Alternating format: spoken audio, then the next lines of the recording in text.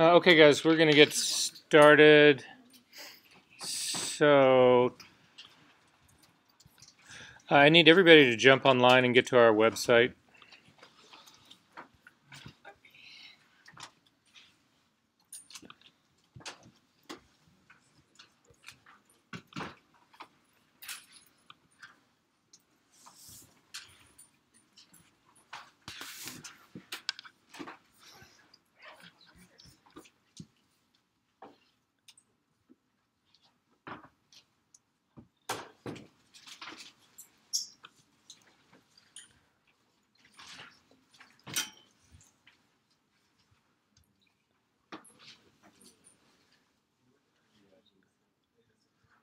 All right, so under session 3, there's a couple things we're going to go through. We're actually going to work on a bid tonight.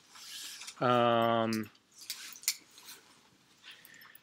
really quickly, I need you to download. You might as well just start downloading this there. If you look up at this screen, it's this timesheet per 30 minute. It's an Excel spreadsheet. It's this equipment rental calculator. It's another Excel spreadsheet. And then finally, there is a folder here that's called US Invoice Calculator Spreadsheet. I need you to download all. Well, it's 3 things. There's two things inside that folder. So those 3 things, if you can just go ahead and do that right now, that way we can get ahead of the game. I got through grading the stuff that you guys turned in last week in terms of calculating your rate and that kind of stuff. It was pretty interesting. There was a lot of consistency in there. There were some people that were pretty optimistic about their.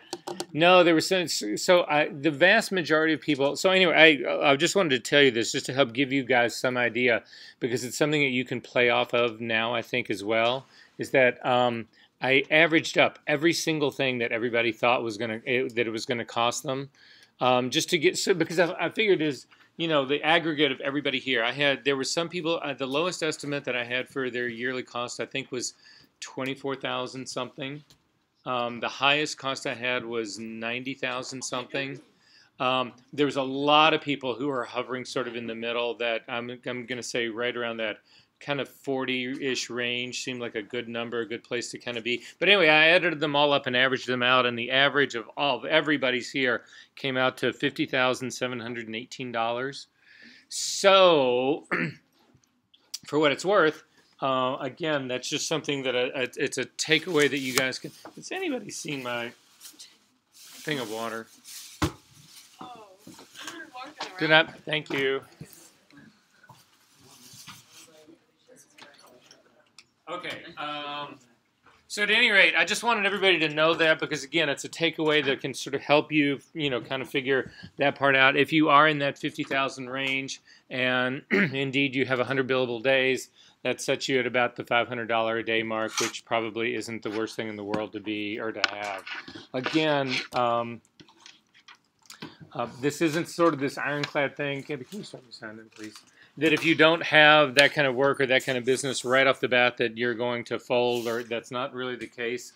Again, you guys are going to be making the transition from whatever you're doing now, however you're making money now, into that whole thing. So there's going to be a period. And again, also, if you're able to get a job as an assistant digital tech, that allows you to actually work more days than that 100, because again, the 100 only be 2 days a week.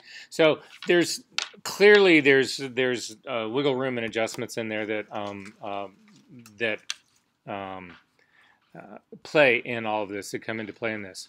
So the other thing that I wanted to bring up here and talk about in the very beginning, because I'm getting a lot of weird questions, not weird questions, but I'm getting enough questions about stuff that I'm nervous that I have given you guys somehow the wrong opinion. So I want everybody to know right off the bat that illegal is illegal. I am not suggesting anybody do anything illegal in this class. I'm suggesting just the opposite. If you do illegal shit, you will get caught. You will go to jail. Don't do that.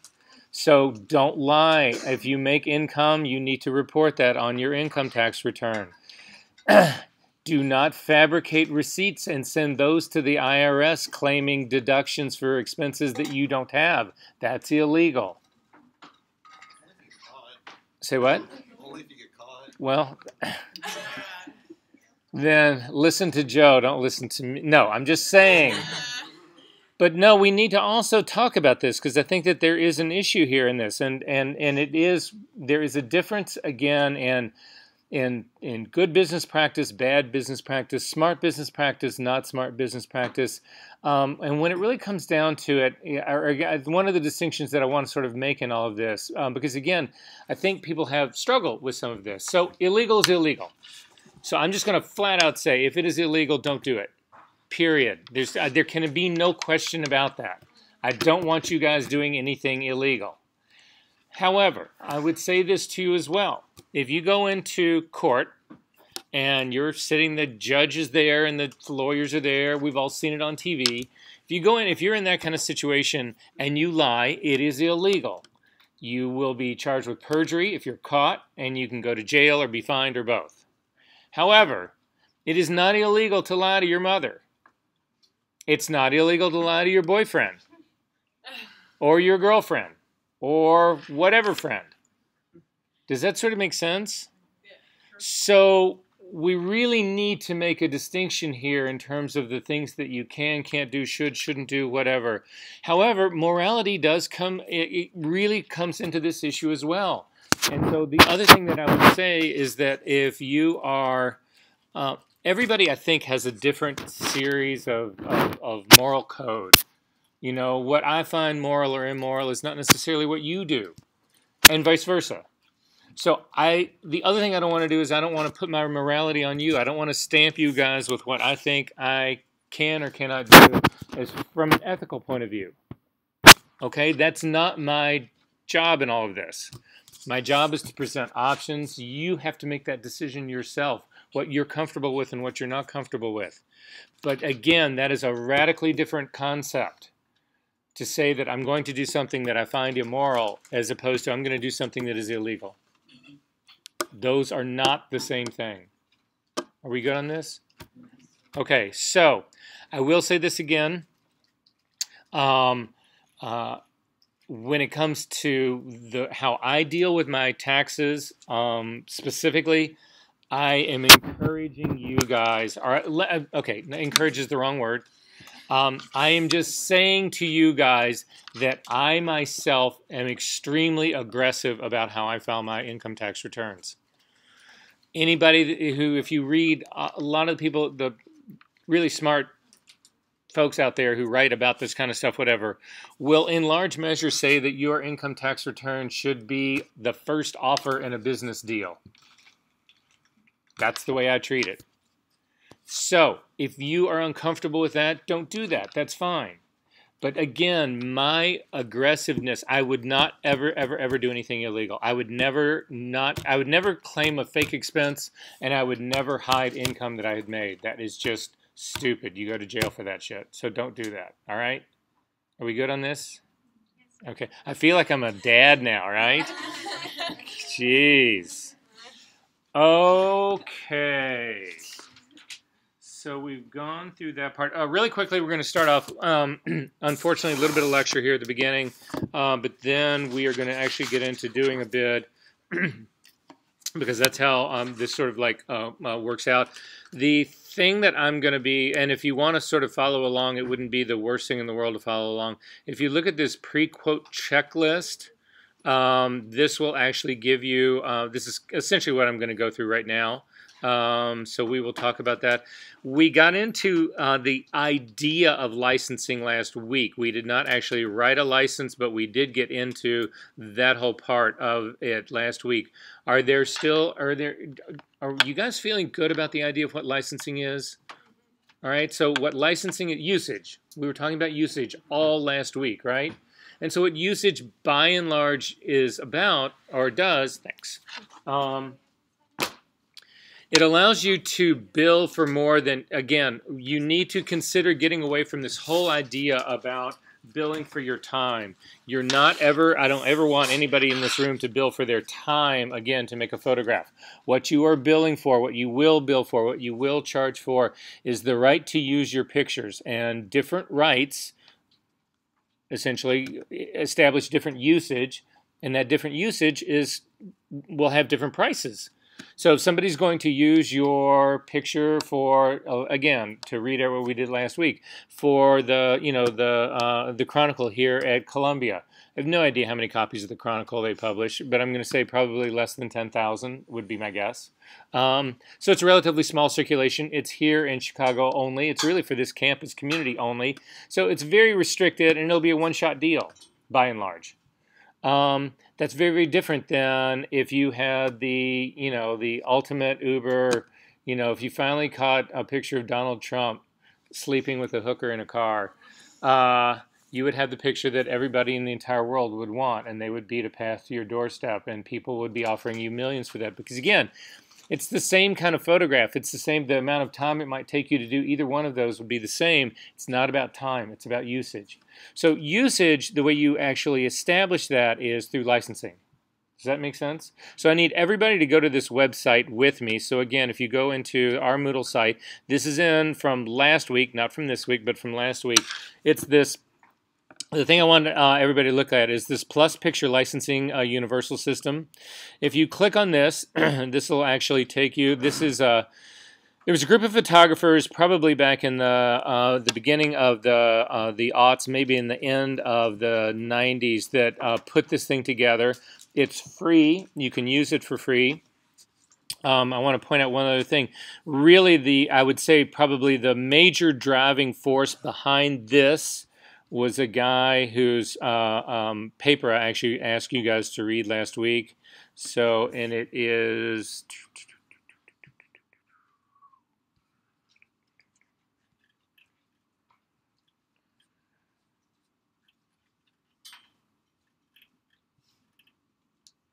this guy right here, Jeff Sedlink. This is his article on usage. He is the guy who is really, again, there's other people, but he was with the primary factor behind this Plus licensing system. So you can read through what this is. You can read all about it. That's pretty much what this whole splash page is about right here. Yeah, this is all the companies that support this, whatever. But by and large, this, what they did that applies to you guys that we need to talk about is they developed, I'm going to kick out of that and go to the very next link that's down on our website, the Plus License Generator. If you click on this Plus License Generator, we're going to do a really quick one in here, and you'll see how in-depth these things can get. But in going through this exercise, it'll help give you some idea of what we're talking about here in terms of usage. Does that sort of make sense? So we're going to start that. If you look here, if you open up the generator from the very thing to begin with, you have options. And the thing at the media permissions up at the top is where we want to start. So, and it will walk you through this. If you don't understand what any one of these blocks is asking you to do, these little question marks, if you click on them, they will blow out and they will actually explain exactly what it is they're asking you to do. So it will give you summaries of of media codes, of all that kind of stuff. It'll just help get you through all of this stuff. So I'm going to do a license. I'm just going to do what I would consider to be a license for a job that I would do. So I'm going to do it for Carson Perry Scott, a one-day photo shoot for catalog. That's what I'm going to do. All right, so we'll go through those steps. So if you look at the very first part up here, this thing that says Plus Pack is a big collection of rights, so it would be somebody who was actually looking to do a really broad package of rights. That's not what I'm going to do. The second one down, option down, is a royalty-free set of rights. Again, I'm not going to go there. This Select Custom Media Usages and Options, this is the one that I am going to select. It's the one that I always use.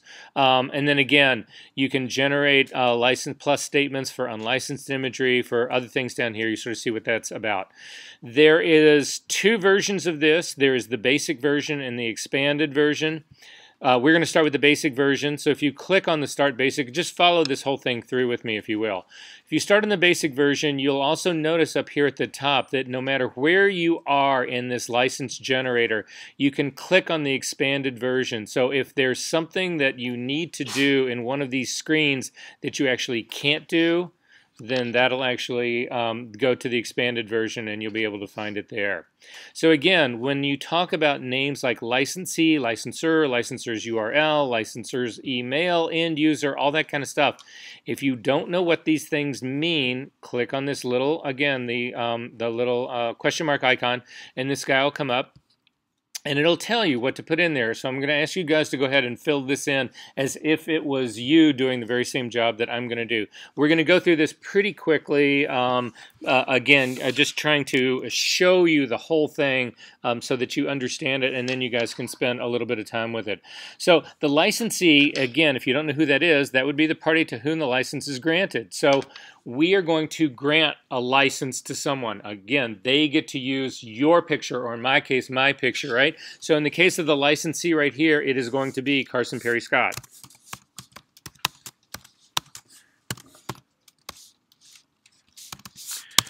The end user. The reason they have end user here is that there's a lot of times that you'll be working for an ad agency, and the ad agency will be you would actually license this to the ad agency, but the end user would be their client. So, for instance, if we were, I was licensing my pictures to the ad agency here who did the work for GM when I shot GM's, when I used to do their annual report stuff. That was a company, it was Michael New, that was the name of the ad agency, but General Motors was actually the end user on this. So it would just be putting in that information, but in this case, it would still be Carson's as well. The licensor is me, so, or in your case, you, so go ahead and put your name in. Your email.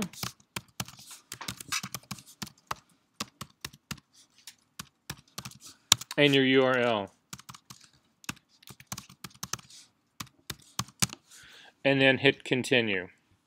It's going to say the URL is in an invalid format, so my guess is that it's asking for the HTTP up in the front.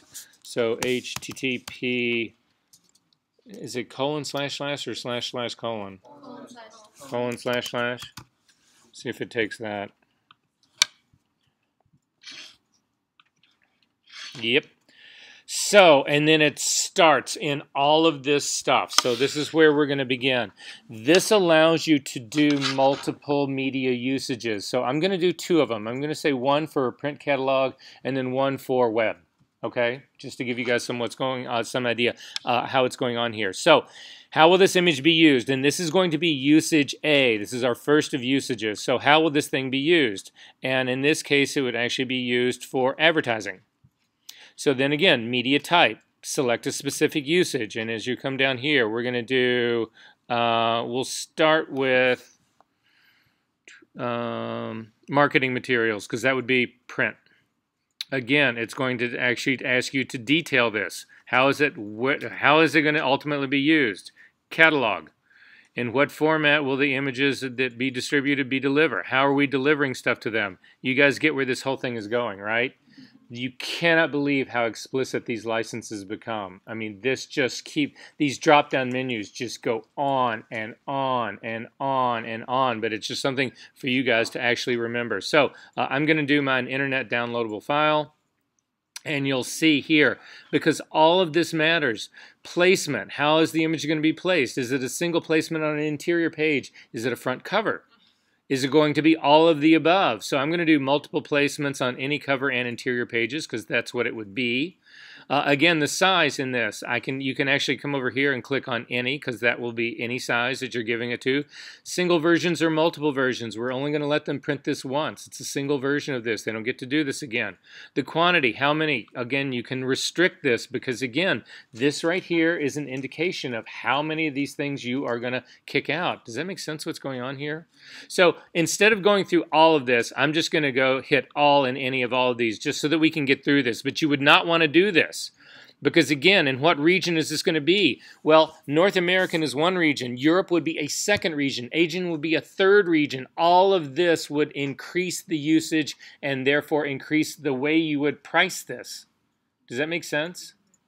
Okay, but again, in our case, we'll go ahead and click on worldwide. We'll leave it in all the industries. We will leave it in every language.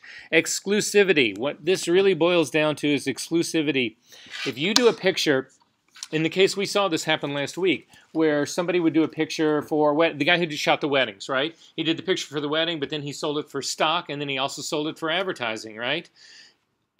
Exclusivity would be you are granting some entity the exclusive rights to your pictures, and you can't use your pictures anymore for anything else. Again, that's another way to think about usage. You are now saying, okay, you can use it for all of these things, but in addition to that, nobody else can use it. Well, that is then a restriction on usage that is worth money to you, because again, that's money you cannot make because you are saying to somebody, nobody else can use this. Does that make sense? So that's where exclusivity comes into this. So I'm going to say this will be a non-exclusive image. Yes? So what's the difference between that and selling your copyright? Again, transferring your copyright. If you were going to, ultimately what will end up happening in these is that if we were to give away the license that we were talking about doing right here, where everybody was checked all over the world, as many as you wanted, blah, blah, blah, blah, blah, at that stage of the game, you would, in effect, be transferring your copyright, and you should be charging for it. Okay? That's what would be happening. Another thing that you should think about in transferring copyright, though, a way that people can get all of this without actually you transferring your copyright is you can actually write them an unlimited usage license, which means you retain the copyright, but they can use your picture forever in anything they want, any way they want, blah, blah, blah, blah, blah. So, again, you would charge for that as well. Good for that? Okay, so then I'm going to go ahead and hit, if you get bogged down at anywhere in this whole process, you can click Save on these things, and they will save them so you can come back to them. But I'm going to go ahead and click Continue on this. It's saying the current usage is incomplete. To continue to the next page, you must first complete the blah, blah, blah, blah, blah. So I don't know what I've left. Oh, I've left out possibly this. So at any rate, yeah, I'm going to keep going through that. Fucker. Oh, it's just asking me to save this part and then continue. So this is set up my first usage for advertising, marketing material, catalog, right? If I want to do a second usage, again, let's say I want to do the website as well. You would click on Add. This is going to be usage B on this. And then again, you're going to go through right through this all over again. So how's this going to be used? It's going to be advertising. Advertising, specific usage, so we go down to website, and then again, detail usage on all this. Again, is this going to be a banner ad, an insert? Also, I'm going to do all webcast, all types, and I'll blow through these again and say all of this. But again, you would want to spend your time on this stuff because these are all usages, and you should be restricting your work as much as you possibly can. So I'm going to go ahead and hit save again, and you can continue to do this. We don't need to do that. It was only going to be those two anyway. So this is what is going to be written out. Again, it's the media, the placement, the sizes, the versions, the quantity, the duration, all of that. All of these are independent usages. Does this make sense to you guys? Are there any questions about this? So I'm going to go ahead and click continue on this. In the continue here, this also matters. This is the license start date. And these things become really important because, again, if people are buying something for only a certain period of time, when does that start? So somebody buys 6 months from me. Does that start today when I write the license? Does that start the day I shoot? Or does that start the day I deliver the film? Or does that start the day that they actually print it? You guys would have to fill all of that out. Does that sort of make sense? Because that matters. Especially if you're restricting stuff to 6 months or a year. When it starts matters to you. So again, for the model release date here, whatever, I'm just going to pick today. Today is the 8th. Oh, I'll pick the 9th. The end date on that. Oh, we gave them unlimited, so there isn't any date on this. Please let me out of here.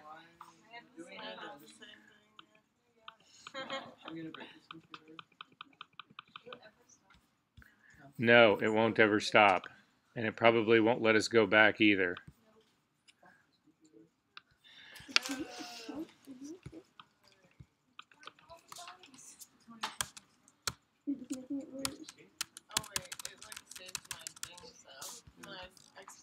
Oh, and it did save our stuff, right? Yeah. So we should be able to get out of here and go back. So quit Safari, restart it, and let's go back. Hopefully it will have saved that.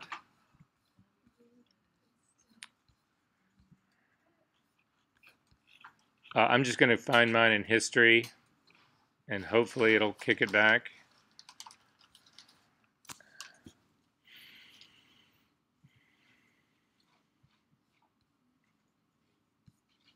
If you just click the one that you did in the first place, it should work. In history? No, like if you just press select custom again. Oh, got it. Yeah, it worked. Oh, yours didn't work. Great.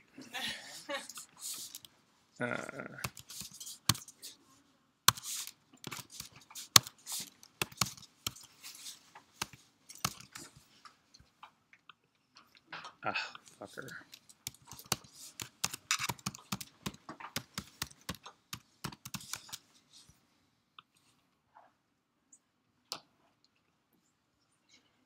I'm just going to blow through and say all of mine as quick as I can.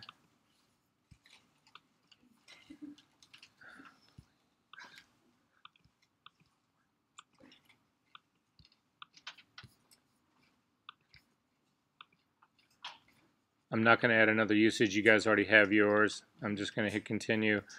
Start date we'll make tomorrow. Do not click on end date. Model releases, do you have them or not? We're going to just say unlimited model releases. We do have those. Property releases, you need stuff for that as well. We shot it in the studio. There won't be any constraints on that part. Credit requirements, do you require credit line? No, we're not going to do a credit line. None required on that. Image type, so again, the image info type, whatever, it's going to be photographic image. Go ahead and hit continue. So it's actually ready to generate this license now. You'll see that there are two things. The way this thing does generate, it generates it as an XMP file. And the advantage of that is that you can then take that license and embed it into every image that you do for them, which is what you really hope to have, because then the license accompanies the image. It's a part of the image. Does that make sense? You can also read it, though. If you click on this download the license embedder and reader, again, it's just another software program. So this, we're going to go ahead and click the save on this guy, and it'll actually download this file. And if you look in your download folder, it's this one, this XMP file right here. As a matter of fact, if you control-click on this and say open with, you can actually go after a text editor, I think, should be able to open this guy up. We'll find out right now.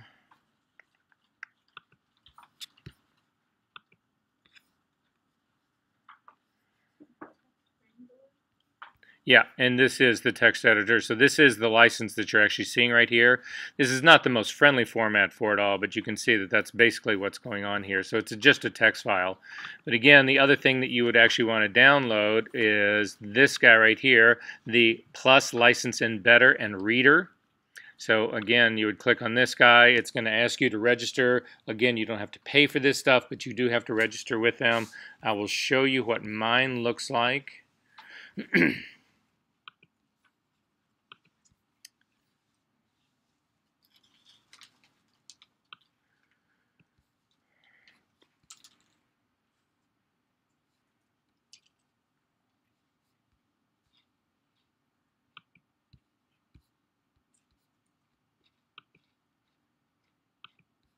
This is it right here.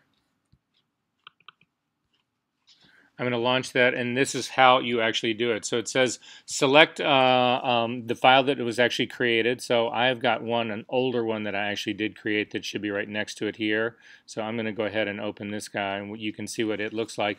And then you would select the image files that you actually want to embed this in. So again, you would browse. This would be how you would embed this license into an image file. Does that make sense to you guys? Yeah. Are there questions about this? Are we good on this?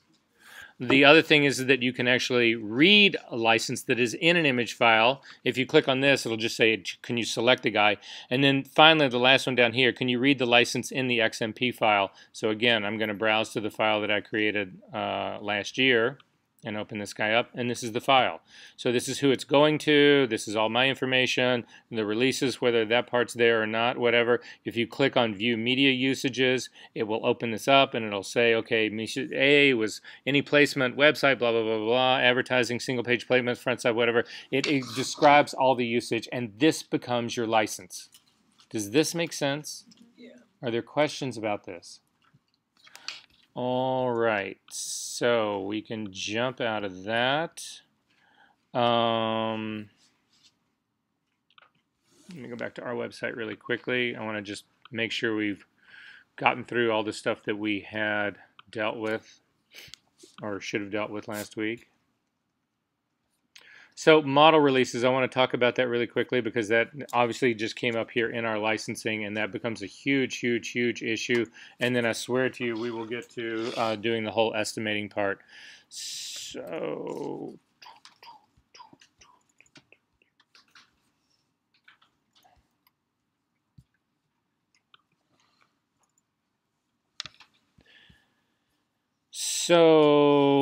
sorry. Adult model release. If everybody can go to the adult model release that actually is on our website, this is actually a really good adult model release that you guys should have and use. There's also one for minor, one for property. There's a test shoot release in here as well. But we need to have a conversation really quickly about why model releases. Why model releases? What is that all about? We've all heard of them. But what do they really do? What do they mean? Why do we need them? What's going on? What does any of that have to do with anything? Gives you permission to use their face. No, you're really getting very, very, very close to it, right? There is a fundamental issue with people that we actually need to acknowledge, to deal with, and that is that a model that by law, you are entitled to your image of yourself. Does that make sense? And any appropriation of that image has to be okayed by you. Now, there are certain cases where you can sort of circumvent that, get around that part, but for the most part, that's the basic reasoning behind why model releases exist. And they exist for a number of reasons, and so I'm going to touch through a couple of these guys really quickly. I'm not going to hit everything. But one of the first things that you have a right to, again, is your image, is your right to privacy. You are guaranteed that right to privacy by our Constitution. And what that essentially means is everybody sort of like, immediately goes to, okay, yeah, right of privacy. That means if I'm sunbathing naked in the backyard and there's a bunch of bushes that are around me, somebody can't stick a camera lens through the bushes and take pictures of me naked. So that sort of seems to be the obvious one, right? Now, that would be the obvious invasion of privacy. But it doesn't just end there. There was a very famous court case that happened where a team was following, there was a team of, it was a television crew was following a team of EMT, the emergency people, whatever, and they were spending the week with them. And they got a call, the emergency EMT crew got a call, and there was a man who was having a heart attack, and the TV crew followed the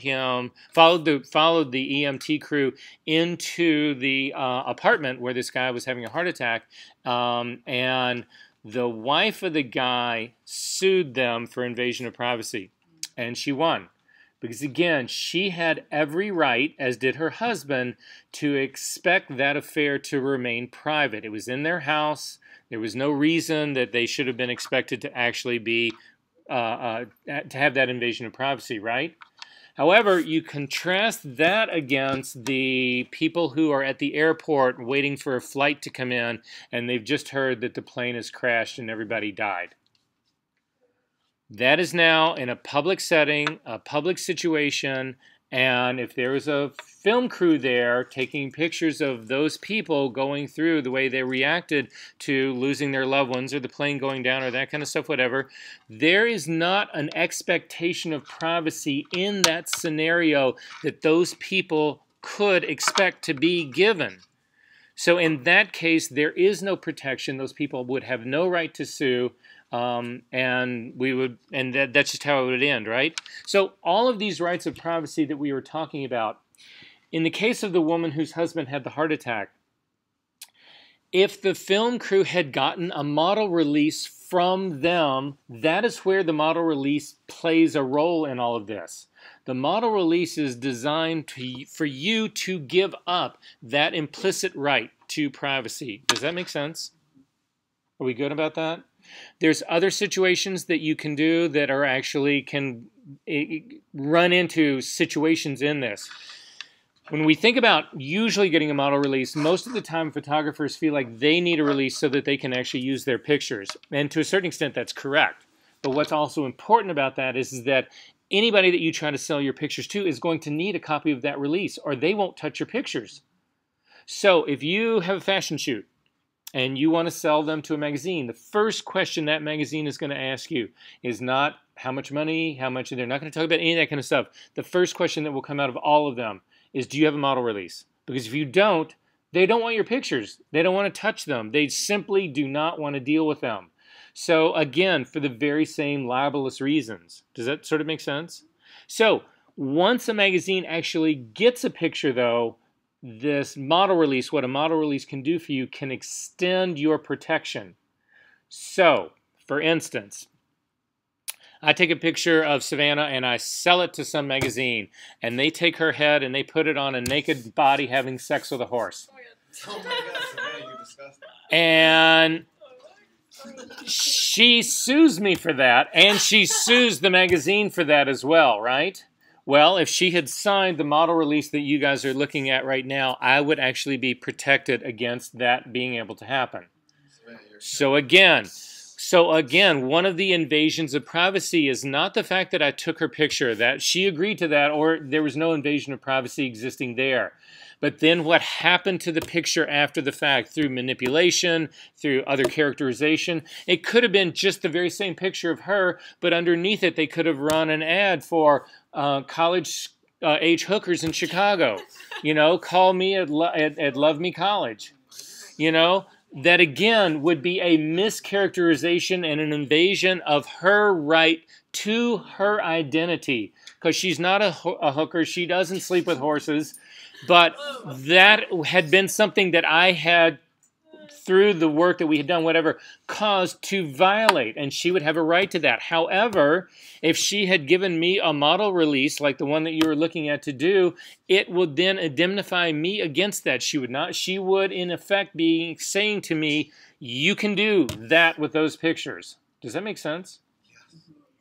Okay, so those things become relatively self-evident about this. There are some exceptions to this rule, and the biggest exception to this rule is something that would be considered newsworthy. So, what is considered newsworthy? The example, why do I always give these like really explicit sex examples, you know? No, well, they wake people up. Anybody who's like sleepy is like, wait, sleeping with horses? What? Say what? So at any rate, that should be the title of a book. Sleeping with Horses. No, but that's sort of like a kid's book in a really fantasy kind of way, not sex. Okay, so at any rate, I'm totally losing my train of thought. Totally losing my train of thought. Oh God, get it back, Versa. Get it back. Say what? Oh, newsworthy. Thank you. Newsworthy. So, if you were walking down this building, right next to this building, whatever, and in the alleyway there was Donald Trump performing oral sex on a 12-year-old boy. Oh. Wow. And you took a picture of it, could you use it? Yes. Yes. Would there be any restrictions on that? No, he's in a public alley, right? Public space. Yeah, but it's a chat. But the public place does not make it. That's not the exception to this. That is not the exception. Like the people who did the. That's not the people who were at the airport when the plane crashed. Here's the issue: the fact that you saw Donald Trump having sex with a minor and took a picture of it would seriously be considered newsworthy, and you would be covered as far as he was concerned. You wouldn't as far as the boy was concerned, because the boy is not, there's nothing about that boy that is newsworthy in and of himself. So, if you were to censor the boy out, you know, make him, obscure him to the point that you couldn't see him, then you could actually use that picture, because the newsworthy value of it, because of his fame and his being the president, all that kind of stuff, whatever. So, does that sort of make sense what's going on here?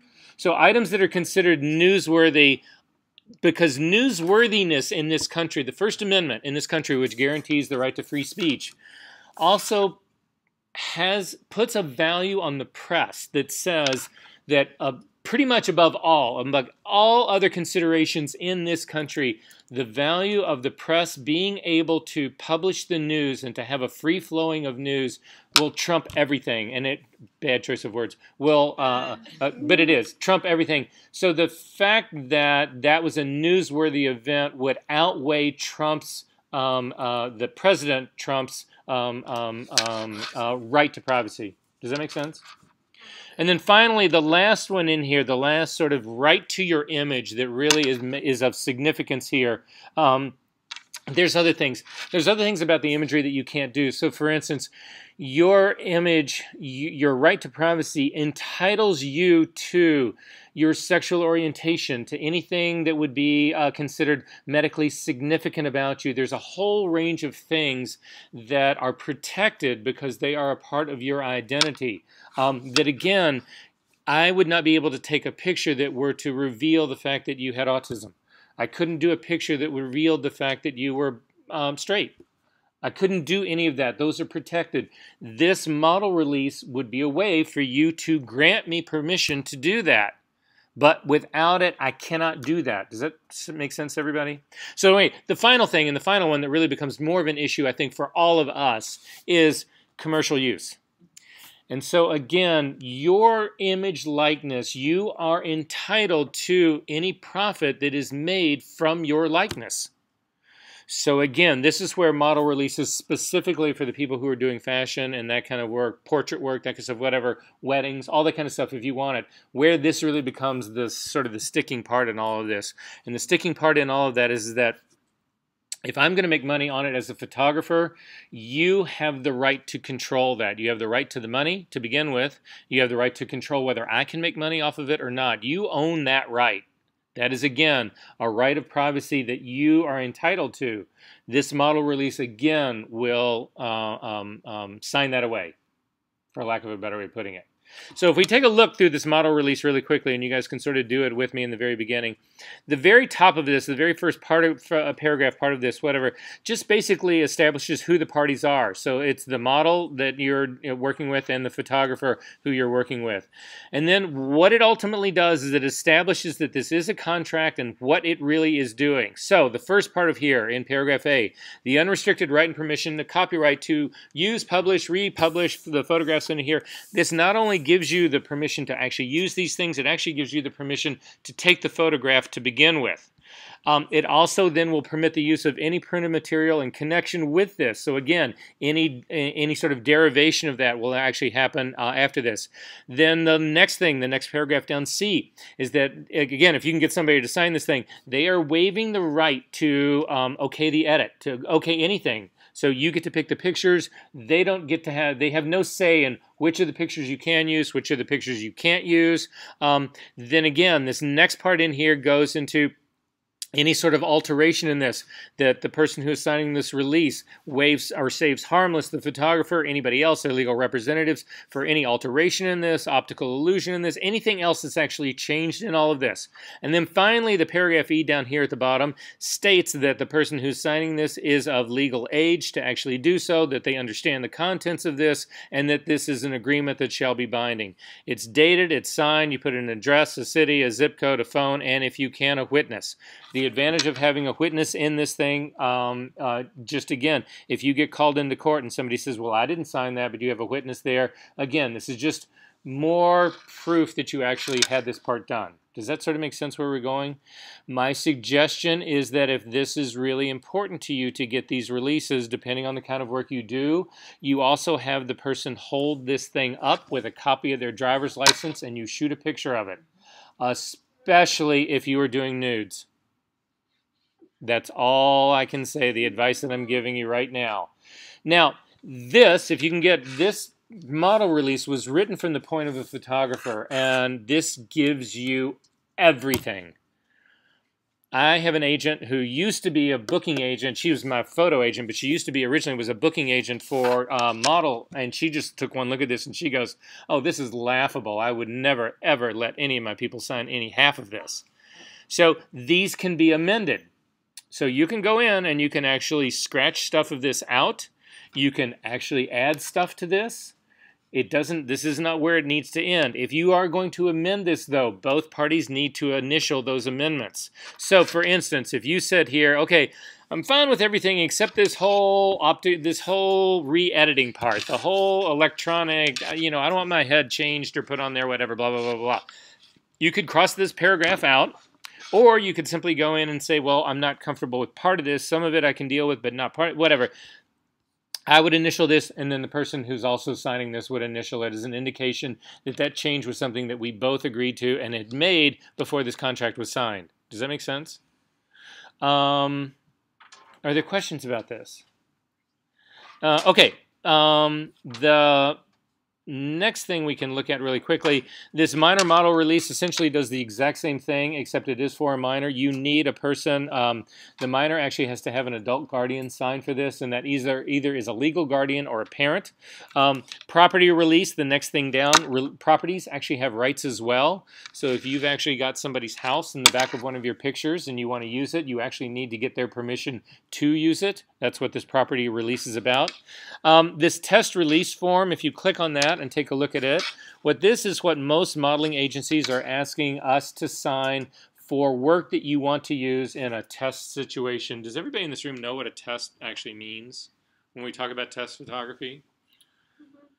Basically, you get together, essentially what it is the photographer, model, hair, makeup people, stylists, whatever, will get together, agree to do a shooting in exchange for pictures. So everybody pretty much puts in their time and energy and whatever money, and what everybody gets out of it is pictures that they can use for their portfolios and website and promotion.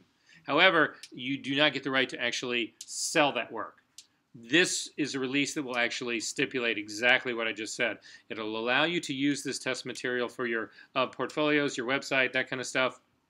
It limits selling this stuff, and it also limits use of social media on this stuff. This is one thing that a lot of agencies are extremely concerned about is the work in social media.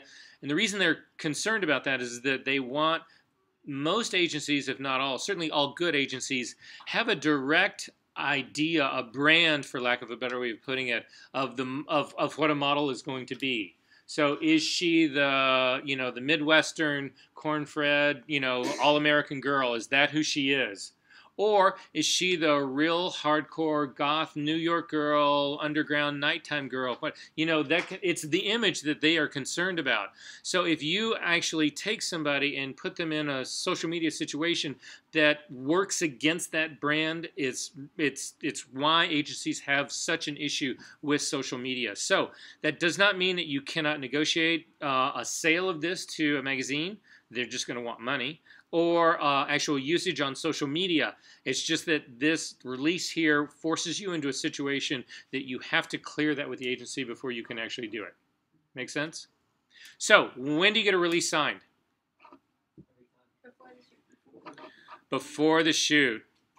If you don't get it before the shoot, as a very good friend of mine used to say, they will have you clearly locked in the short hairs.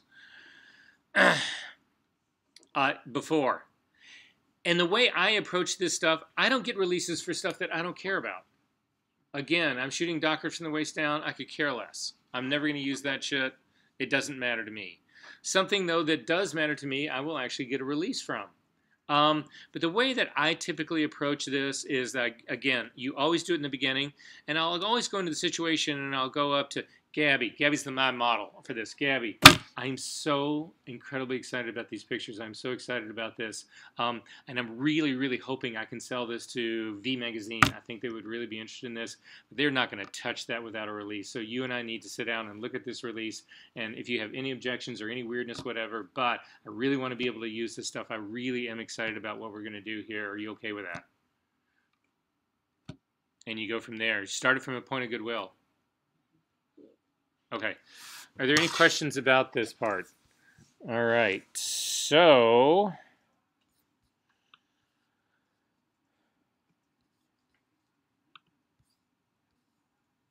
And then finally, there's a thing down here, and most people don't actually ask for this, but it's a release form from a photographer.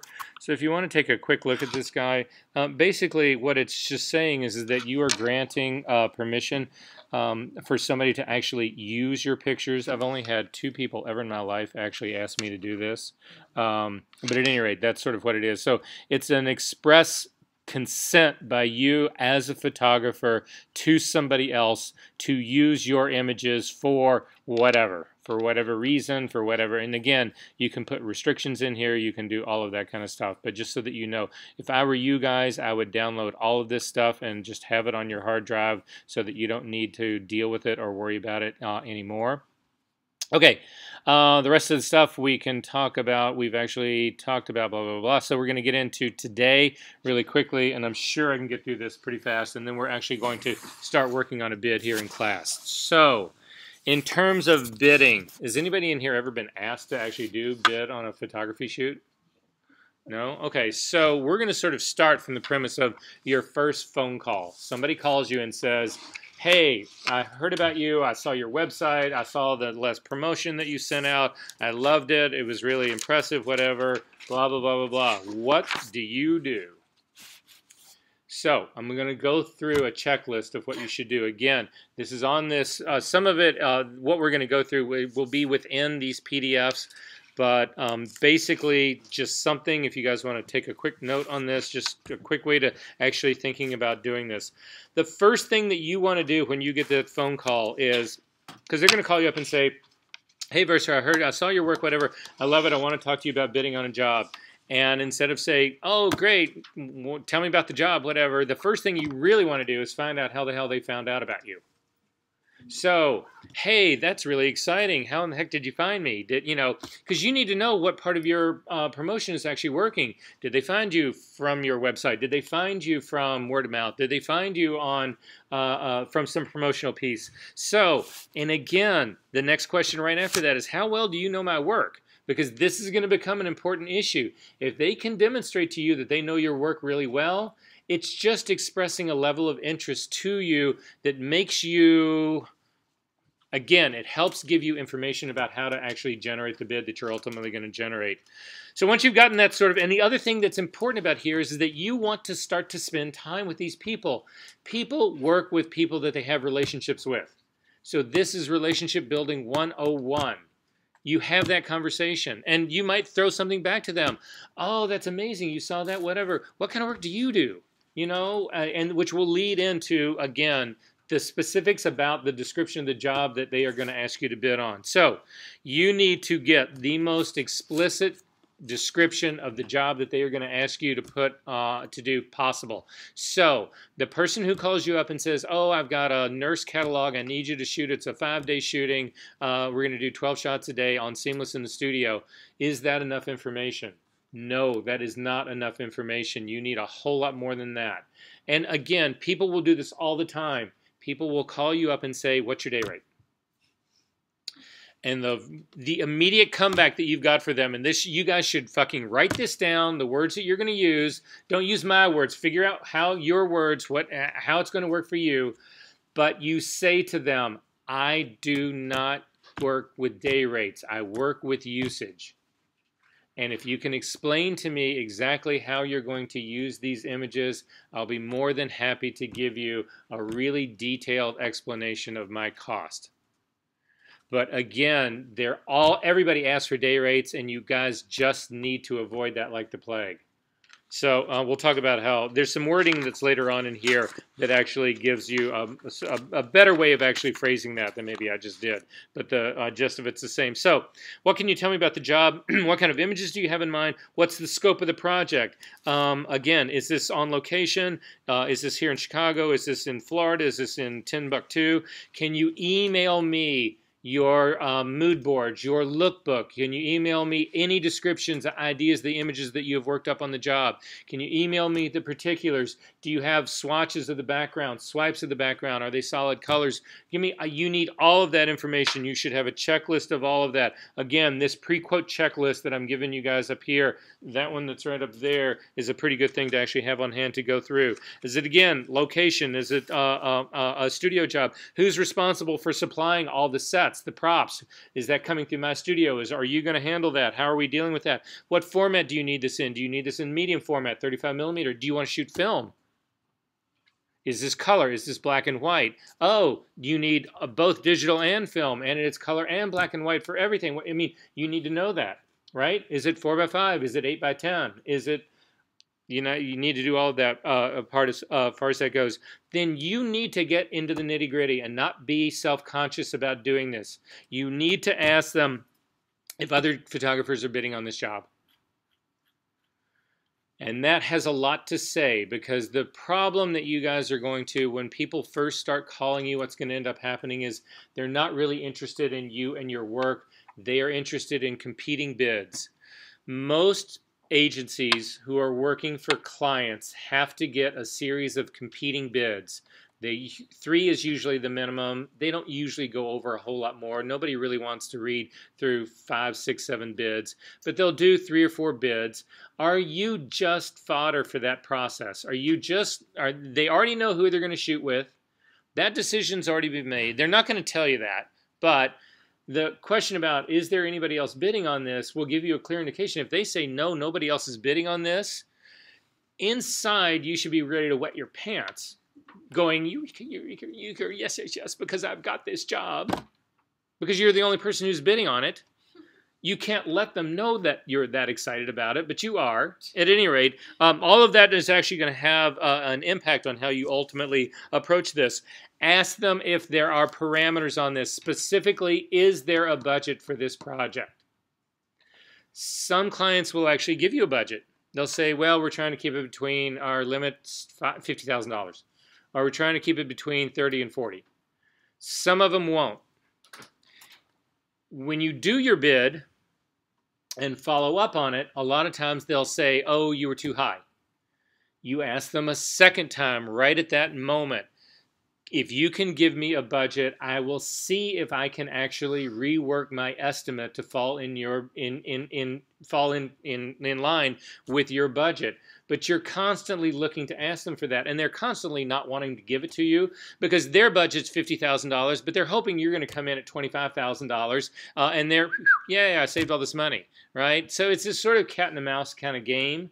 But at any rate, don't hesitate to ask them for that if you can actually get this that part worked out. Scheduling, you need to know how soon they need this project. Is there any flexibility in this? I can't believe the number of people. I had a guy fucking call me up the week before Thanksgiving to shoot in-store posters for Florsheim shoes for Christmas of that season. Every other store had been running Christmas in-store display shit since Halloween. And I was like, my agent looks at me. She couldn't say this to him. She looks at me and she goes, so what? They forgot Christmas was going to happen this year? Swear to God. They needed it pretty quick. So at any rate, you need to, again, is there any flexibility in the scheduling? That doesn't just apply for your availability. It's everybody's availability. Are you going to have to rush everything? Yes, we're expecting to get, we need a set built of Chinese screens that you can only get at this place in Hawaii. Well, what are the rush shipping charges on that? Because you need to start shooting in 2 days. All of this is going to have an impact on the money that you end up bidding this on. Does that make sense? Okay, licensing. How is this being used? So this is where we get into exactly what we were talking about, that licensing code that we just looked at. Licensing is what defines usage. So in your usage, the thing that you need to consider is, first and foremost, the media usage. When we talk about media, what we were talking about is it a consumer ad, a trade ad, a packaging? Is it a direct mail, billboards, brochures, website? All of that. That is media. Are we good on that? The second thing, usage in terms of time. Is it a one-hit deal, multiple usages? So for instance, if it's a catalog of fashion, chances are they only kick that out once. But if it's an advertisement for perfume, they may be doing that every single month for 2 years. So you need to know that part. So again, timing is, as far as that part goes. Where will it be used? Is it going to be online? Is it going to be in magazines, billboards, all of that kind of stuff? What is the distribution? We were talking about size now. Is this going to be only in Chicago? Is this going to be only in the United States? only North America? Is this going to be North America and Europe? Is it going to be Europe only? Is it North America, Europe, and Asia? Is it worldwide? You need to figure all of that out. The circulation, the print run. Again, circulation doesn't really apply to web because web is everywhere, but circulation would definitely apply for billboards. Oh yeah, we're going to put it on 100,000 billboards. That would matter. The frequency, how many times are they going to run this? How many times are they going to put it into a periodical? What is the period of use, the duration of your license?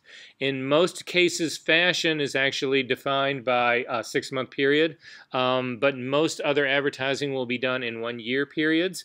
That doesn't mean you can't change that. So let's say you put in a bid for usage of only 6 months and the client comes back to you and says, wow, you were so fucking high on this bid. I can't believe it.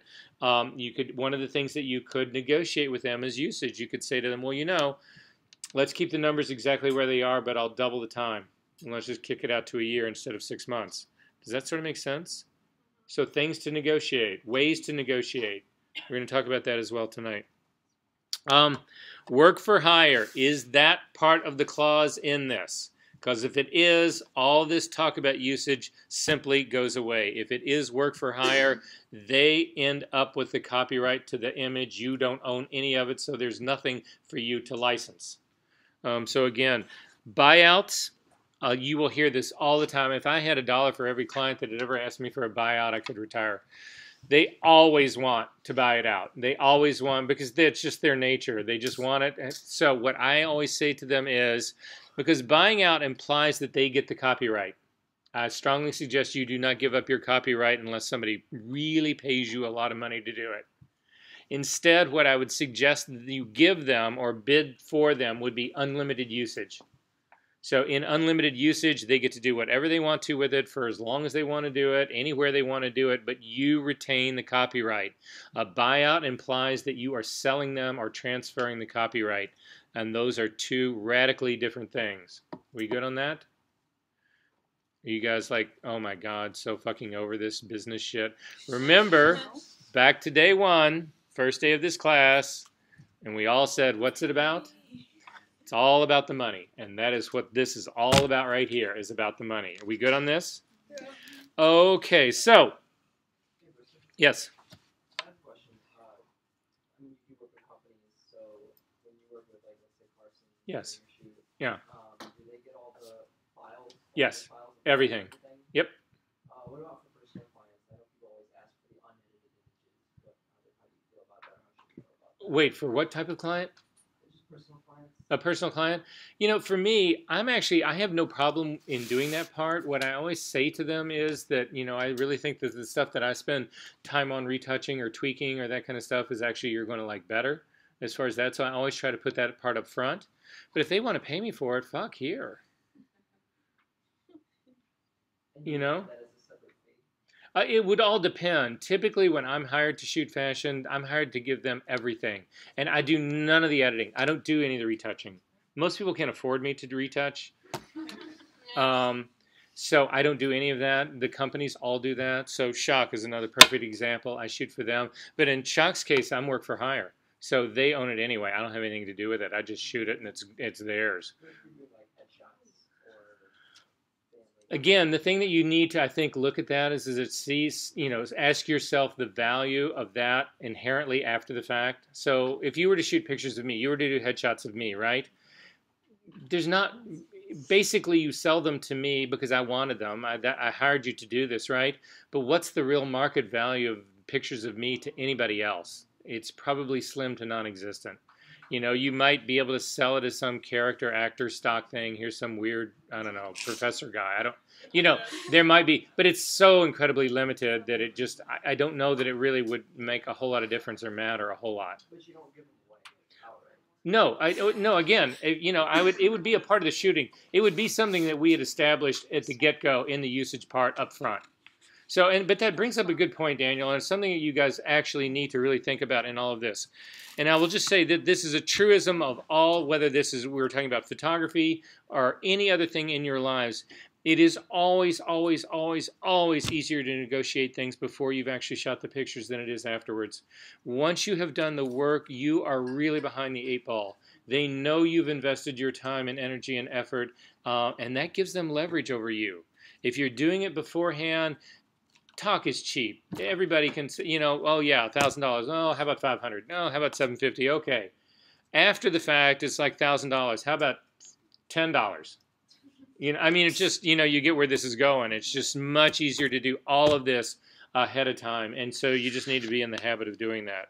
So when we really start to actually break this whole part down, this is where you need to consider the essentially the day rate that you came up with in the exercise that we did last week. So we are now talking about photography. We are not talking about digital teching, and we're talking about photography in the real world. And what that would mean would be possibly a wedding, possibly a catalog shoot, possibly an advertising shoot, possibly something like that would be the place that we would start within this game, right? So I'm going to say, I sort of start out kind of with the figure that we came up for the average aggregate of this class, which was basically a $500 day rate. We're not calling it day rate, but in your minds, that's sort of what we came up with. Is that everybody okay with that? So we're just going to use that sort of as an example. So that's the place that you need to actually start with. The next thing that we need to do is you have got, and this is, I always call this, you have got to do the shoot on paper. We're actually going to do that tonight, and we'll probably start it in just a few minutes. And what that means is that you have got to sit down and you have actually got to not just think about this shoot, you have got to work it through every day, day by day, because it is the only way that you will come up with problems that you can't figure out any other way. You've actually got to say, how is this day actually going to progress? So we're going to do an example of that here. So you've got to do it on paper. I tell people this all the time. If they would pay me to do the estimating, I would shoot the pictures for free. The estimating takes longer, and I would make more money. Just saying. I'm just preparing you guys for this. At any rate, we are going to use your day rate, that we are not referring to as day rate, as a threshold for one usage. Once we get into doing the bid, then we will look at how usage actually then gets multiplied out, and then that's how we'll build it into a quote. Okay, so just to get you guys going with that part. If you are going to mark things up, we've talked about this briefly before. If you are going to mark things up, 17% is a pretty much tolerable rate. Most clients, if they see that you are indeed marking stuff up, will understand that, like everybody else in the world, people mark up the raw materials that they need to actually produce something. So they're not going to be offended at that.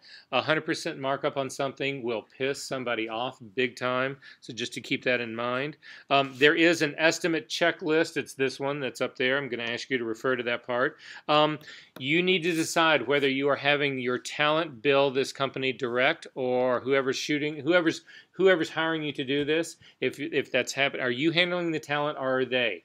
My suggestion to you guys is, in the beginning especially, you have everybody bill the client. Do not try to carry this shut. They will burn through your cash so quick. And you may be making money on paper, but you'll have nothing in the bank account. You won't be able to eat, and you'll go out of business. So just a suggestion, as time goes on, if you want to take the risk of going into that, we talked about that before. And then you also need to realize, again, we talked about this really quickly, there is the possibility that you are a filler bid. There is the possibility that they've already know who this is going to, and that you are simply doing it. And so your inclination, if you feel like that, will be to just blast through this estimate and just not really do the homework that you need to do. And I can tell you right now, if you do that, you will come up with a really low bid, always. You will never overbid it. You will always come up with a cheap bid.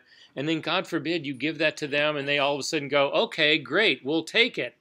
And then you've got to do the job for the bid that you threw together in 20 minutes that you didn't really research out.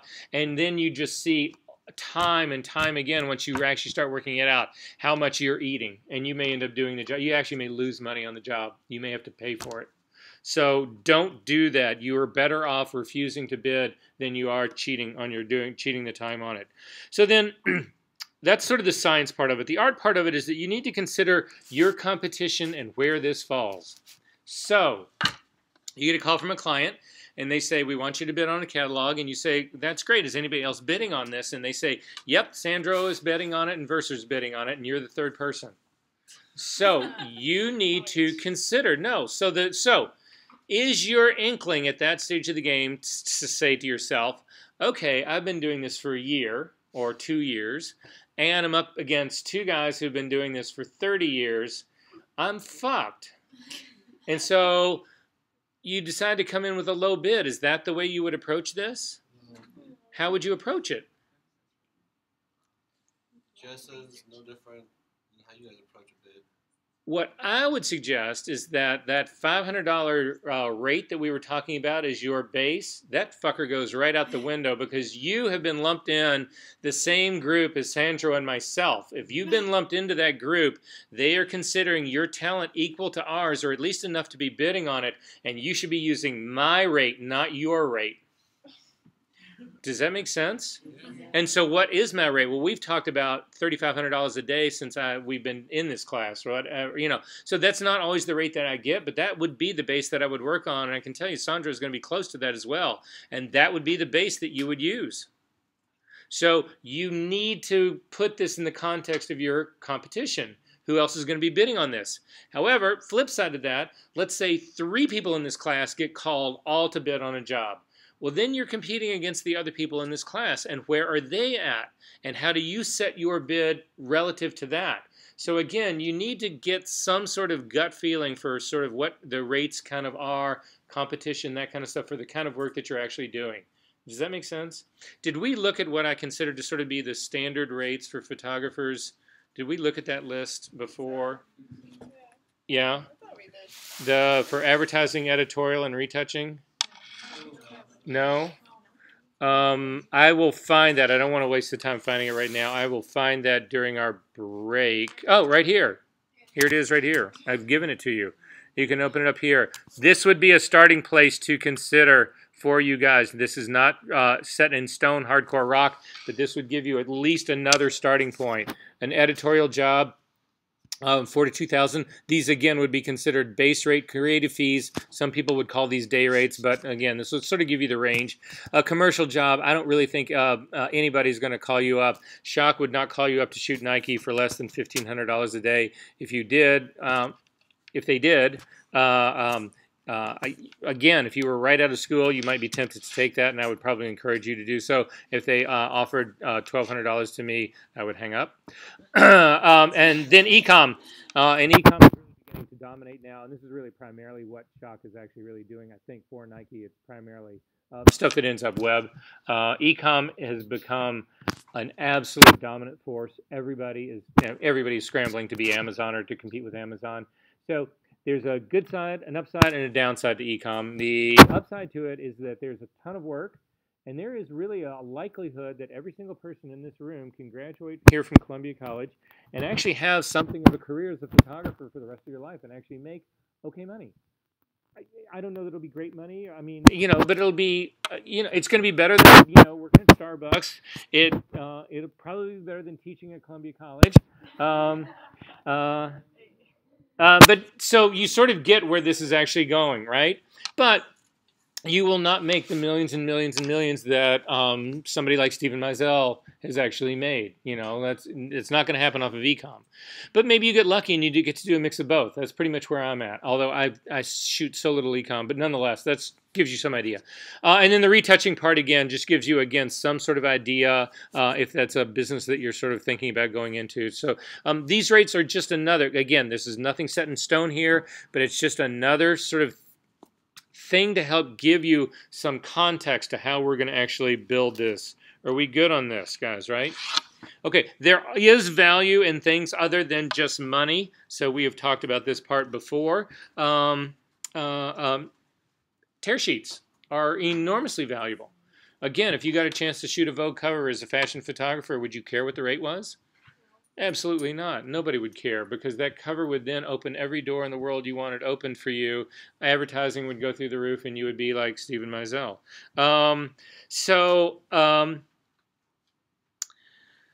I have 2 photographs behind my back. One of them is worth $100 and the other is worth $10,000. Which is the better photograph? How do you know? Usage rights. Different usage. Oh, I love this. No, they're not the same photographs. One of them is worth $1,000. I mean, $10,000 worth. One is worth $100. Which is the better photograph? Say what? It's debatable. Debatable? You really think that? I think the $10,000 one is more valuable, but it doesn't have to be better. Everybody puts value on everything based on money, like it or not. So when you go to the bar and you do your $2 shot of whiskey or your $20 shot of whiskey, you actually might like the $2 version better, but you'll tell everybody you like the 21 is really the bomb, right? I mean, isn't this true? Makeup, same thing. I don't care what it is, cars, you know, whatever you're into, whatever you like, whatever. The more expensive version of whatever you like or you're into is ultimately always going to be better in your mind because you paid more for it. That doesn't mean it's better. The 2 photographs that are behind me, the $10 one to $100 one, whatever, could actually be a much better photograph, but that's not how it's going to go down in the real world. Everybody's going to think that the $10,000 photograph is better. And the reason I bring that up is because you will be asked to do pro bono work, which basically means free. You know what free is worth? Nothing. It's worth nothing. The people, all the pro bono work that I've done throughout my career, they are the worst fucking art directors to work with, the most bitchy ass expecting clients. They are the absolute worst. And the reason they're worst is because your work is worth nothing. They have no problem dismissing it. They have no problem dismissing you. They have no problem abusing you. So I'm just throwing this out there. So it is important that you start putting yourself in the frame of mind that the more you charge, the better your work is. Does anybody in this room believe that? Good, because that is the frame of mind I need you to be in. Right? My work is worth this. All right. When it comes to bidding, you guys go out to buy a pound of coffee. And you see there's 3 different price points of coffee, right? There's the $2 pound, there's the $8 pound, and there's the $20 pound. Which do you buy? If you don't know any of them, which one do you buy? The $8 one. Everybody goes for the one in the middle. Everybody in everything. So your job, if it's at all possible, and again, these are generalizations, but let's say 9 times out of 10, people will go for the one in the middle. So it is your job to be the bid in the middle. That's what you want to be. You don't want to be the high one. You don't want to be the low one. You want to be the one in the middle. That's what you're shooting for. So anything that you can do to help you establish what that point is, you need to try to do to set yourself at that mark. Are we good on this? Okay, so again, all of these things you might know, but this all applies to all of this. There we go. Credit lines can be also massively important. Victor Skrybnevsky, how many people in this room have heard of him? Which is tragic. Victor Skrybnevsky was probably the most successful photographer. He's still alive, actually, here, living in Chicago. The only other one that would be more famous than him. Fashion-wise, I need to clarify that, fashion-wise. How many people in this room have ever heard of Stan Malinowski? Sad. Stan Malinowski he also lives here in Chicago. I think Stan's still alive. Shot for Vogue throughout all of the 70s and a good part of the 80s. So 2 incredibly famous fashion photographers here. But at any rate, Victor Skrybnevsky used to shoot all of Estee Lauder. And Victor got his name, his credit line on every single ad that Estee Lauder ever ran. So every billboard, every ad in every magazine, every little rip-out little posted card, every point-of-purchase display, everything had photography by Victor Skrybnevsky on it. What is that worth? Millions is all I can say, because he did this for years. And it was just insane. I've never known any other. I've never seen. Have you ever seen an ad that has a photograph credit on it? I've never seen one. And he had it on this. So it was just insane. So there's value in credit line, things to think about. But you can't eat tear sheets. You can't buy a new car with credit lines. You know, so you need to temper that part. So just something to actually keep in mind. Also, you need to consider, is whatever I'm going to shoot got resale value that will allow me to do it cheaper for this client because I can turn around and sell that picture over and over and over again to these other people. So because again, if there is a resale value in another venue that's important, that's viable for you, then you don't have to charge as much for actually generating the image. Make sense? That really comes into play if you're doing celebrity work. Are we good on that? Okay, so in the end, once this happens, so you've got the phone call, you've gone through this whole kind of thing, whatever. They've given you, the client's given you all the information, you're ready to do the bid, the whole kind of stuff, whatever. Do not give them any numbers in that first phone call. Period. Everybody needs to hold up their right hand right now and say, Verser, I swear to whatever God you swear to, I will never give a number on the first phone call. Never accept the first bid. What? Never give a number. Yeah. First phone call. Because this is the thing. People will pressure you over and over and over. Give me your day rate. Give me a, can't you just give me an idea? Just a rough idea. That's all I need. Whatever. I'm telling you right now, whatever number you give them will be the one set in stone. You could then do the bid and then submit the bid, and the bid that came in $20,000 higher than what you said the first phone call you're going to get was, well, you said $50,000. What the fuck's this $70,000 you're giving me now?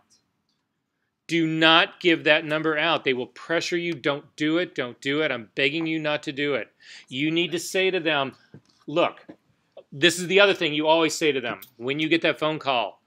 I'm in the middle of shooting right now. Always. You are never, ever, ever not shooting. Is everybody good on that? Raise your right hand again. I will tell every phone call I am shooting for the rest of my life. You are always on set. You are always in the middle of a job. Always. And you're always in the middle of shooting. And you're always rushed. Give me your information. Yeah, that sounds great, whatever. I'd love to bid on this, whatever. I'm in the middle of shooting right now. Can you email me all your specs? Can you email me your swipe boards, your lookbook, your mood boards? Can you send me your, a lot of people will call it a black book. A black book will have everything in it. They'll have the model types that they need, and they'll have all the information. Can you send me your black book, whatever? I'm on set right now. I've got to get back. I can get you an estimate by tomorrow morning. Are you okay with that? No, I need it by the end of the day today. I'll see what I can do, but I really have doubts about it because I'm on set shooting right now. If I can get that done, I promise you I will, but things are crazy right now. That is how you play it. You click. Hang on. If they give you to the following morning, because the truth of the matter is they get it at 5 o'clock in the afternoon and they get it at 9 o'clock in the morning, there's a goddamn thing they can do with that in between. So you just let them know that you know that part. And if they still pressure you, say, look, as soon as my day is over, I will start working on this. I can't promise you anything, but I'll do my best to get it to you by the end of the day. And, well, if you aren't doing anything, then you might be able to do that, because if you really feel like... But nonetheless, you get where this game is being played, right? You are giving them always the illusion that you are busy, that you're working. So what then does your bid look like? Number one, it must be in writing. Number two, it has got to have a description of the assignment on there. In large measure, we are talking about usage. So... But it's not just usage, it's the description of the shooting. I will be shooting 4 models in the studio on white seamless over a 4-day period. This involves propping, it's for this client, it's for Tommy Hilfiger, blah, blah, blah. You describe the entire thing. So a full description of what it is you're doing. Clearly stated usage, those are probably 2 different paragraphs. One describes the shooting, one describes what they're going to do with those pictures. You need to, you'll see when we actually do a bid. I'll get into the other parts that I'm going to talk about here. The next thing that comes out in all of this, and this again, this is critical. If you don't take away, well, you got to take away everything from tonight, but this is a major one. Remember we talked about it's always easier to talk about money in the beginning. It's also easier to get money in the beginning. you always, always, always, always, always request an advance on your work. Always. It is so much easier to get the money. Once a client gets the pictures, you're who? Oh, I remember you vaguely. We did something 6 months ago. I haven't paid you for that yet. That is trying to get the money after the fact. Trying to get the money before the fact, it's like, you know, I need an advance to cover all the expenses on this shooting before we start tomorrow. What do you mean? I can't get you a check by tomorrow? Sure, you can just wire it directly into my account. I'm fine with that. And I'm telling you, because people want the work. People want you to work for them. So giving you the money ahead of time, they'll do that. Once you've given them the pictures, they fucking care less about when they pay you, Daniel. So at what stage of the process is it most common to get paid? We send a request for the advance with the estimate right up front. Before you shoot?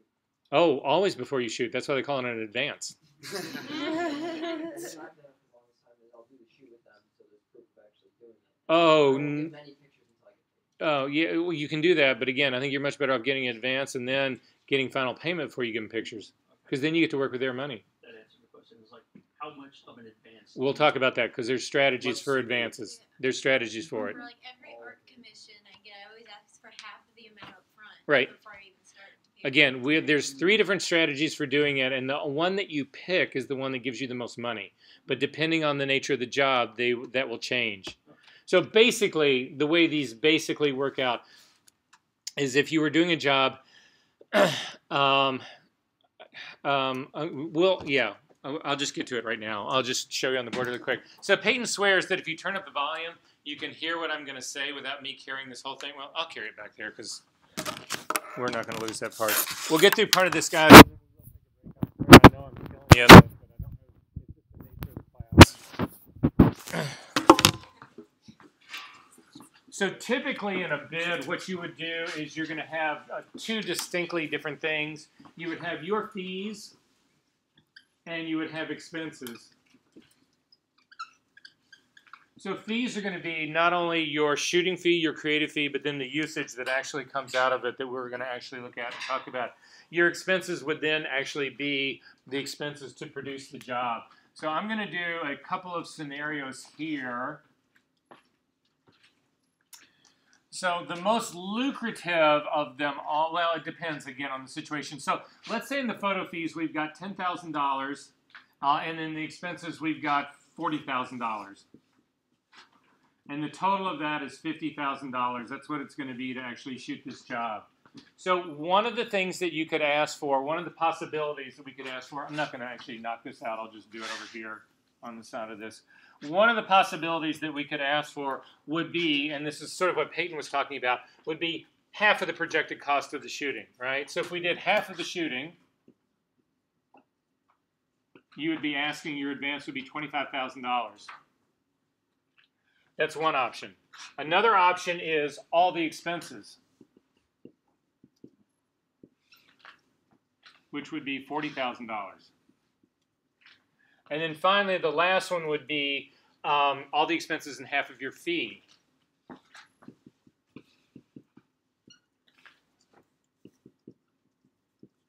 Which would be $45,000. So again, which of these would you pick? Well, again, you're going to do all the expenses and half the fee. This guy would actually be the best one for you to go to. They won't give you that, then the next best thing would actually be to go for all the expenses. So this would be the number 1 to go for, this would be the number 2 to go for, and this would be the number 3 to go for. But if we change the parameters of this, let's actually change this. It's still going to be $50,000, but now you've got $40,000 in fee and $10,000 in expenses. It's still 50 grand. So in this scenario, half of the shoot would still equal $25,000. All the expenses would be $10,000. And then all the expenses plus half the fee would be $30,000.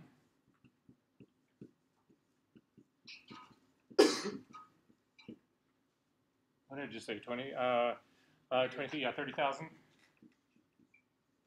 So again, we end up in the same situation here where all the expenses plus half of the fee is your primary one. That's usually the best one, but numbers can get a little bit weird. But instead of all the expenses like this one being the second best option for us, now half of the shoot is your second best option. And all the expenses are actually the worst of the options. Does that make sense? So again, you just got to figure it out, and what you're looking to do is get as much of the money as you can possibly get up front. That's what we're trying to do.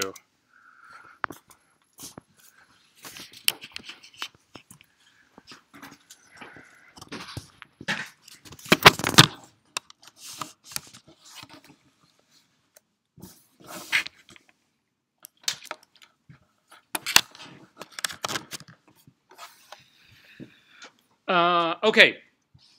I have given you some boilerplate estimate language. There's a couple of them. I want to look at those really quickly. This is the, there's a series of forms that I've actually given you here. These are all done by ASMP. And what they are designed to do is to help you build an estimate. We're going to look at these a little bit later, but I want to show you these two things right here, this estimating language and terms and conditions. So if we look at the estimating language one first,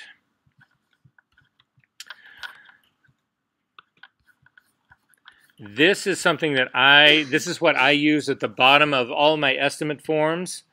So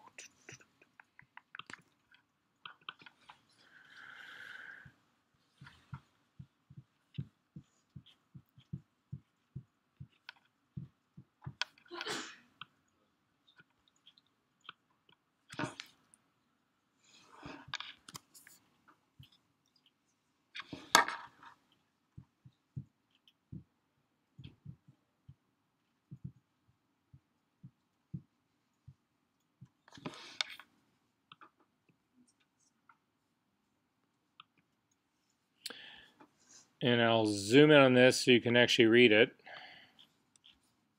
So what this does, I put this at the very bottom. So I draw up an estimate for somebody. It lists all the numbers. It's got all my notes on it, all that kind of stuff. It's listing the usage and all that. However, you need to actually have a disclaimer about the estimate itself. So this starts out with language. It's saying this is an estimate only. The final charges may vary. It says that the agency billing procedures need to be clarified in advance. It talks about overdue payments and what they're subject to, reproduction rights. It gets into all of that kind of language. All rights not expressly licensed to the client. Remain exclusive property of the photographer, blah, blah, blah. But the other thing that matters about this is that it talks about what the carrying charges will be added to any talent fees that are billed to the studio. This is a biggie right here. Postponement or cancellation of the project. How is that billed? So this is this language has come about through basically 25 years of looking at how other photographers have dealt with this, dealing with agents, how everybody ends up dealing with this stuff, whatever. And so this is sort of like, again, an aggregate of a lot of different photographers throughout the whole years. And it actually does a pretty good job. It covers a lot of the situations that you might get into. So this would be a cancellation within 5 days is going to be full fee plus all the expenses. Postponement or cancellation within 10 days, how that's dealt with. Any shoot which is postponed to weather conditions. This is a biggie for people who shoot on location. If you have, how do you deal with weather days? Do you book them in advance? How do you charge for weather days? All of that is actually spelled out in this. It's also spelled out, again, if you go over if a job needed to be postponed, how is that then dealt with? Blah, blah, blah, blah, blah. And finally, down here at the bottom, the digital files will not be delivered until a deposit is received. Again, that would be your advance. So this is language, again, that people can go in and can amend. They can say, well, I'm not giving you a deposit on this. They could scratch this part out. But again, what you're hoping to have happen is that whoever you're giving this estimate to, that they actually will sign this guy and send it back to you, because you need a notation that somebody has accepted your estimate. You can't get a verbal okay on the phone. Oh yeah, your $70,000 job looks great. We're going with it. Then you need to say to them, you need to get other things from them that prove that they've actually okayed this money. Make sense? All right. Yeah. The first sentence says this is an estimate only. So Yes. that they okayed that amount. They can't, so if they okay a $70,000 shooting, they can't come back to you and say, or much less drag you into court and say, well, we're only paying him $50,000. We had no intention of paying $70,000. And you could say, well, you okayed the bid. You accepted this bid. What this is saying, the language about it being an estimate only, is that it doesn't then restrict you to having to come in at exactly this price. It is saying that was an estimate, because there are things that can, basically what this does, it puts in a 10% variance in here. That's what most people are willing to do. So if I come in at $70,000 for my bid, I can go as high as 77 before it starts getting into trouble. So that's basically what this is about. Yes, exactly. But this kind of protects you in that regard. There's another thing in here that is far more extensive. Now, how many people, everybody in this room has signed a lease, right? Right? And typical lease goes on how many pages? Oh, it's ridiculous. They're like, 10 pages, 15 pages long, whatever. This right here, terms and conditions, are your, they are your rent. They're shit that no one reads. So this defines everything. This goes through everything, but it's 5 pages long. So again, it defines what an image is. It defines what rights are. It goes down. It defines what return and removal images are. It goes through all of this, loss and damages and reimbursement. How is that all dealt with? Photo credits, how's that dealt with? Alterations to your image. Indemnifying a client in case you get sued because the model doesn't like what they did with this shit. The assumption of a risk. The transfer of assignments. Disputes and how they're actually dealt with. This is all the same language that you find in pretty much every rental contract, every lease thing that you do. Whether you use this or not is entirely up to you. I would say that the bigger the job is and the more money that's involved, the more something like this is probably mandated. If you're going to do the quick $500 shooting of a friend of yours clothing line and it's 3 pieces and you're doing it in the studio, I don't know that you really need to necessarily get this involved with it. However, that's not to talk you out of doing that either. There are other photographers that would say to you flat out, you should have this language on every single thing that you do. It should be on your estimate. It should be on your invoice. It should be on your delivery form for the film. It should be on your everything. Does that make sense? All right. So just so that you know it's there, both of those. What else do we need to get through? Guys, we'll get through a little bit more of this, and then we'll actually jump out and get into do a bid. Let me show you this really quickly. I just need everybody to look at this with me if they will. This ASMP assignment estimate form. If you click on that guy, again, these are all Word documents. And if we take a look at this, this is one that was actually approved by ASMP. So again, in doing this, because it's really funny, I've seen people actually work with this before, and the top part of it is the title of what it is and the instructions about how to fill it out. This part up here does not end up on the final estimate. These are the instructions. Now, I know that just seems blatantly obvious that it says, okay, in the sample form below, you need to fill in all the italic shit. But then people they'll do it all, but then they'll turn the estimate form into me, and all of the instructions will still be on it.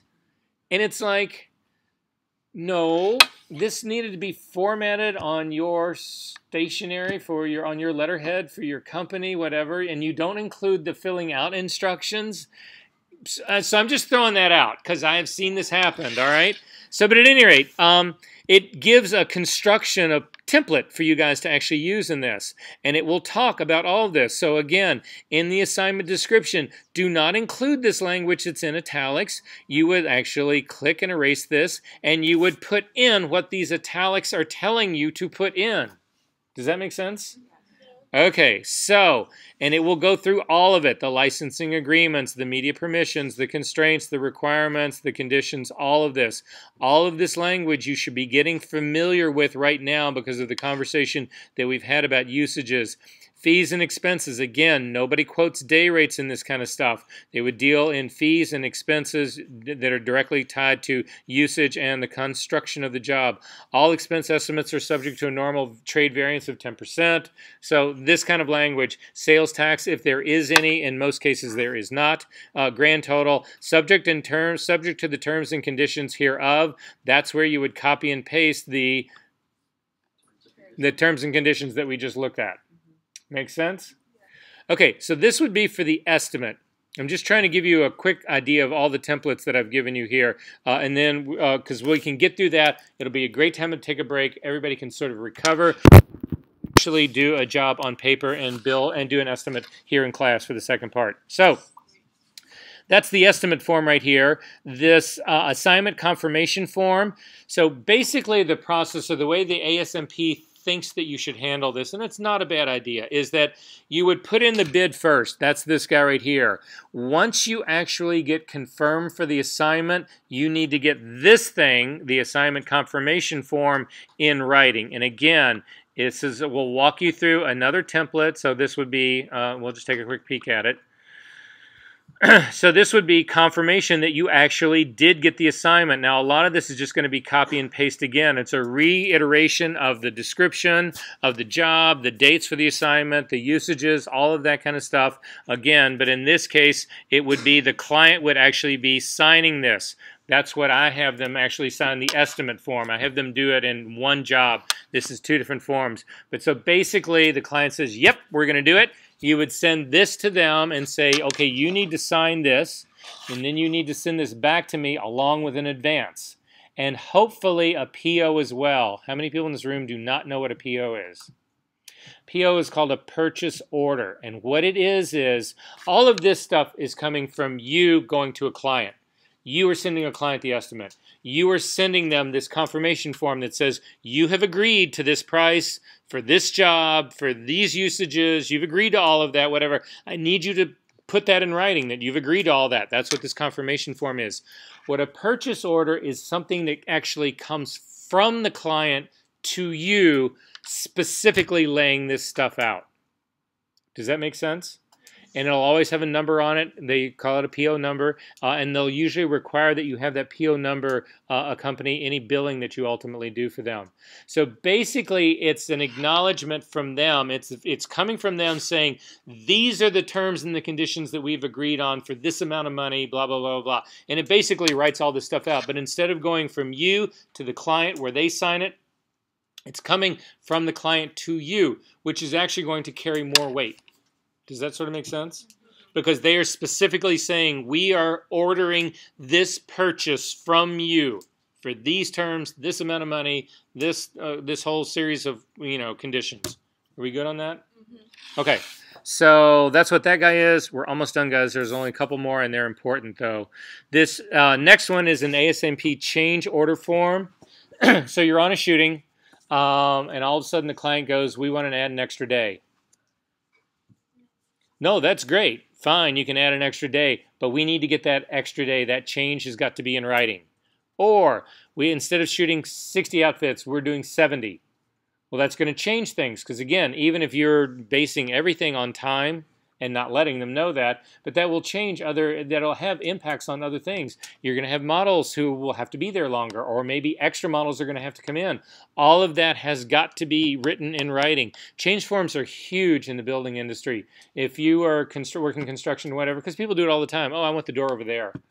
And it's like, oh, well, that'll be $20,000 to move the door over there because that's a supporting, I mean, you got to get that stuff in writing. Nobody would do this work without getting that in writing. So that's what this guy is. The last two things that are down here, there is a delivery memo form. And basically what that is, it just is something that accompanies the images that you send to the client. So again, it's another reiteration of all the usages and all the rights and what they can do with it so that you're hitting them up again with it. And then finally, they have an invoice form here that, again, goes through the very same thing. If you look at any of these, they're pretty self-explanatory. So you guys pretty much have the entire process from estimate to invoice. Are we good on this? Yeah. Okay, I've got 10 minutes of 8. If we can be back by 5 after, that'd be great. We got a lot to do tonight.